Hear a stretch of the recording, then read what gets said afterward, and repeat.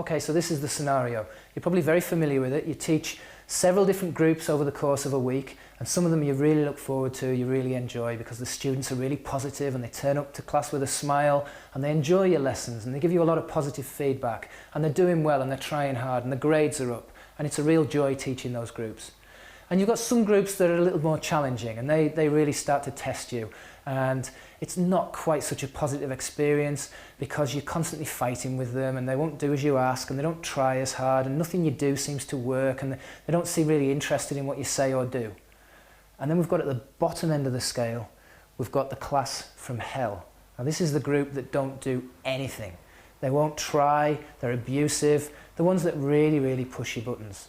And you've got this class twice a week. How does it make you feel when you know you're going to be teaching them? It may be that a couple of days before you start to get tense, you start to get wound up because you know it's going to be coming. Group XYZ, period 2. Oh God, here it comes. If you're anything like me, the night before you won't sleep a wink because you're wondering about how terrible and how miserable this experience is going to be and how you're going to make it work. What are you going to do with them this time? How abusive are they going to be to you? What's going to go wrong? It's probable that you feel a lot of this stuff that we talked about earlier. Exhausted, frustrated, angry, like a failure, worn out, drained, weary. All those negative emotions. And remember, that's before they even walk through the room, before they even walk into the room. And remember, that's probably before they even walk in the room. You're already feeling pretty negative. And we know that our behaviour is influenced by our feelings. So if we're feeling drained and worn out and weary, our behaviour is going to reflect that. We're not going to have the patience that we would like with these kids. And if we're feeling angry and wound up, our behaviour is going to reflect that. We're going to speak to them differently. You imagine we've got two toolboxes.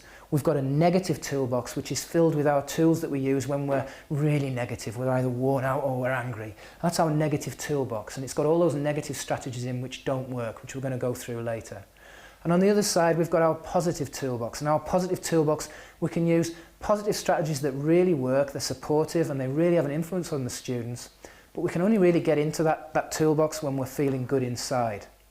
So clearly, when we feel negative, we're going to be behaving negative, and it's not really going to have the results that we would like. But on the other side of the coin, how do the students feel? Well, the human beings, they're just like us. So when they're faced with a negative teacher, they're going to be feeling negative inside. And if you add to that the fact that they are adolescents or young students, they haven't got the control over their emotions that adults have. So it's going to be even worse for them.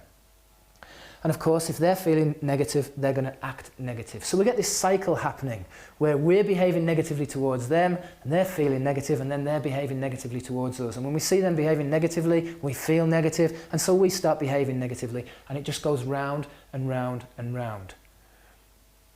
Several years ago, I was working as a mentor, working with kids who were at risk of being thrown out of mainstream schools. And it was a very challenging job. I was working on a one-to-one basis with these kids, driving around different schools, and I didn't really get to know them very well. So you can imagine trying to get them to open up to what amounted to a complete stranger is really hard for them to do. But one thing that did come out almost every time was that they knew in advance if they were going to have a problem in a certain lesson or with a certain teacher. And they would say to me, well, I know as soon as I walk through the door I'm going to be sent out into the corridor or sent to a senior member of staff or given a detention. I just know because she doesn't like me or he doesn't like me. It's the way she looks at me or it's the way she speaks to me. It's as if they'd always made their minds up that it was going to go wrong before they even walked through the door. Kind of the same as when we're dealing with the class from hell. We make our mind up the night before that it's going to be absolute battle. And our behaviour reflects that. Our behaviour reflects how we feel.